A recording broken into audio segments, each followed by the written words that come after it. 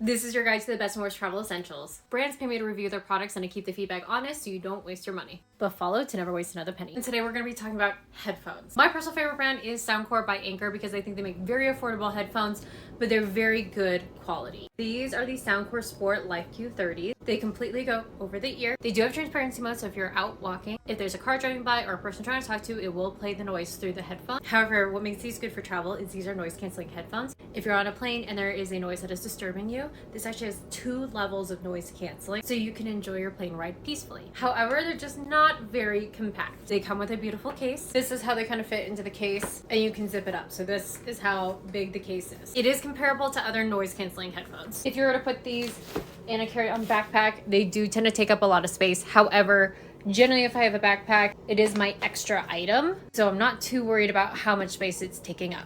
And I believe the noise canceling benefits of this will outweigh how much space it takes up in your personal item. Moving on to earbuds.